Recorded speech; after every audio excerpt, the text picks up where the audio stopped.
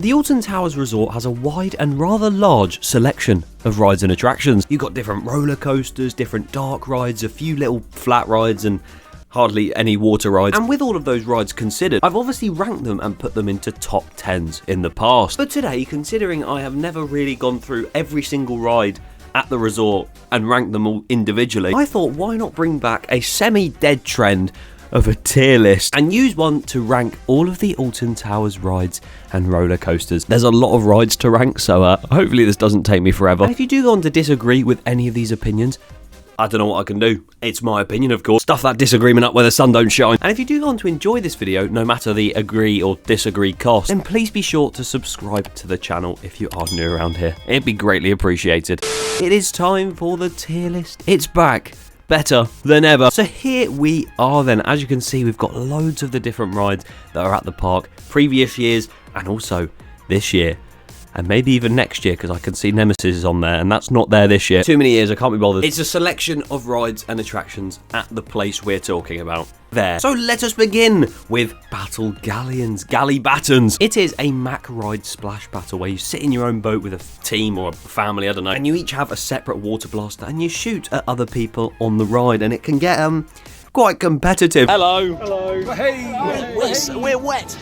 It is fun though. I really enjoy it. So you know what? I'm going to put it in decent. It deserves to be in decent. Actually, no, go in. Roller Disco was part of the original Retro Squad trio, and it was in the place of nothing. And since it being removed, it's been replaced by nothing. It didn't fit Dark Forest, but I'm going to put it in does the job. The Blade, one of like 3 lasting flat rides that are still there. Please give us more. It's a classic pirate ship ride. It's been there for many years. It's in Forbidden Valley. You know what? We're going to put it at the bottom of decent because it's not the best pirate ship in the world, but I do enjoy every time it swings my side. I go, way! Oh, it's swinging that way. Okay. Back to me. Hooray! It's good fun. Oh, we have another Retro Squad ride here. Twistertron. I know where that's going. Jesus Christ. Just, honestly, that cycle on that ride, what was it? Bugby Go Round is next. Now, if you don't realise, all the Cbeebies Land rides are in here. I've hardly been on any of them, so that's quite funny. But from what I remember, Bugby Go Round is literally a carousel ride that is just has the tiniest seats ever. And I keep occasionally being told to make an all-day challenge on it. I'm not doing that. I'm putting it at the bottom of does the job. Congo River Rapids. Now, if you asked me, 2 years ago, I would have put this probably in nah or does the job. But since the waterfalls have been on and the waves feel even more choppy than usual, I feel like it's got to go at the bottom of really good. So for now, we're going to put it here. Cuckoo Cars Driving Scoo L. Again, this isn't aimed at me and I actually can't ride this. I literally asked last time I went and they said, no, you're too tall. What is this, man? I just wanted to get a driving license and for that reason, I'm putting it below Bugby Go Round. You heard me. Spin Jam, what a ride. No, this one was a later arrival to the Retro Squad, and if you heard a lot of my older videos, you would know I didn't really like it that much. But as the years went on with it, still there. I rode it a few more times, and I actually started to enjoy it a bit more. So for that reason, I'm going to put it at the bottom. Oh god, do I want to do this? We are now on Jewel, the Haunted House Strikes Back. Please don't touch your blaster. Jewel is a sort of fan favourite, but also not really. But it was really fun, so I'm going to put it at the bottom of really good. Below Congo. Flavio's Fabulous Fandango. I don't even know if that's the full name. It's a long name and it's a lot of alliteration. It's a basic funfair twister / sizzler model. And this one, if you catch it on a good cycle, is quite fun, but I'd say it's bottom of decent. Oh, we've got our first coaster now. Galactica. Now, obviously, if we're going off of when it first opened, it'd be air and, you know, it'd be a massive innovation within our country. If you're looking at it now, it's a rundown piece of shit. I really do hope Galactica gets some form of treatment. Oh my god, it needs it, and I'm sure they will do that. It's still a really good coaster, so I'm going to put it at the top of really good. Get Set Go Treetop Adventure, another one I have not done. It just does the job, I guess. Gangster Granny The Ride. This is the newest whole actual new build dark ride. I don't know what I was trying to get out there. It sees you go through many different scenes in the book of Gangster Granny and all that kind of stuff, and it's a brilliant little dark ride. I think it's decent. We've got Submission next. Again, never done this one. I heard a lot of mixed reviews about Submission. It looked really cool off-ride, but apparently on-ride, it was really bad. So for that reason, I'm going to put it at the top of does the job. I might be wrong. Go Jetters Vroomster Zoom Ride. I would put that. I've actually done that one. It was quite fun. We'll stick with that. This is, I think, Furchester Live? It's technically not a ride, really, is it? We'll put it there. Raj's Bouncy Bottom Burp. Now, I did this for the first time ever at Alton Towers Christmas, and what a ride it was. Look at me go.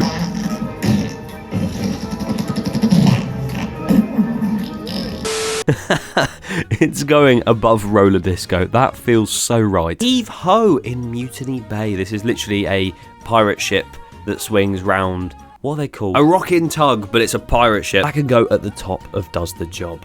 Hex. You can't deny when you go on it and when it's actually working, Hex is a goated dark ride. It is so good. It's going in goated. I don't care what you say. Funk and Fly, the only retro squad that is still standing from the original debut, although it's now gone, obviously. It was quite intense. It probably fit the best out of any of the retro squad rides into its area, and for that reason it's gonna go in between these two, I think. Yeah. Jojo and Gran at Home. If you've never done Jojo and Gran at Home, it's basically this walk-in house where you get loads of interactive elements and you can go and press on screens and stuff like that. Probably, yeah, here. Nemesis Subterra, recently reopening its doors this year. It's basically an egg viewing experience underground that goes a bit wrong. As much as I haven't ridden it the most since it actually opened, I would love to go on it again right this minute. I'm actually going now. See ya. I'm going to put it at the top of really good. I did just rank it over Galactica, but the way Galactica is presented right now, I prefer Subterra. 13. This is, of course, another major coaster at the park, but this time it's more a family coaster than Thrill. And I do love 13 a lot. Halfway through with that little surprise, and you know, you got the backwards section in the dark. It was a prototype version of this multi-dimensional thing. I'm going to put it really good below Galactica. Ripsaw. I never did it. Please bring it back so I can. I'm going to put it in really good above Spin Jam. Justin's House Biomatic Factory. What an experience. Again, never done it. And it's not really a ride again, so I'm going to put it at the top of that sort of group there. Andy's Adventures Dinosaur Dig. Again, place it just there as well. Marauders Mayhem. This is a teacups ride, or barrel ride. Get a nice spin going, and it can be quite sickening, but it's enjoyable. I'm going to put it at the bottom-ish of decent. Spinball Wizard. Now this is another major-ish coaster because it's not really a big 7 ride, it's more of a small one. And as much as Dragon's Fury at Chessington is a lot better, I think this ride is definitely underrated with its layout. Above Congo. In the Night Garden Magical Boat Ride. Now last time I went on this it was really creepy because half of the animatronic stuff didn't work, but again it's a nice simple ride. Below Retro Squad. Roller Disco. Mixtape. Now, as much as when Mixtape actually left and Spin Jam came in its place, I sort of sat there and was like, oh, Mixtape was the best one, why have they done this? As I said, after riding Spin Jam more, Spin Jam is very good, but Mixtape was also really good. So I'm going to put Mixtape right there. Oblivion. The world's first almost vertical drop roller coaster, manufactured by B&M, built by John Wardley. And Oblivion, as much as it is just that singular drop underground, it's goated. Octonauts Roller Coaster Adventure. Now, if we were funny, we'd put it at goated, but we're not going to do that today. But for what it is, a 2-lap roller coaster with a water effect, I think it's better than Does the Job. I think it's decent. Peter Rabbit Hippity Hop. Now, this is basically Raj's Bottom Bouncy Burp, if there was 2 of them. Because there's an extra one for capacity reasons, it's got to go in Does the Job above Raj's. The Curse at Alton Manor. Now, this is basically the best dark ride at the park. Hands down. The way it's been redone to sort of resemble the doll's house and the sort of garden area as well, all of it is insane. I'm in love with it. It's going at the top of goated. Postman Pat's Parcel Post. Oh, now this is a tricky one. This is literally a car ride that goes round an area of field. It does the job. Rita in the Dark Forest. The Royal Carousel. It just does the job, to be honest. Nemesis. Now, technically, Nemesis should go in the bottom tier. Because it's just not there. But for how much of a legacy it has as the older version, and also how it's probably going to ride and look for this new version, it just goes straight to the top of goated.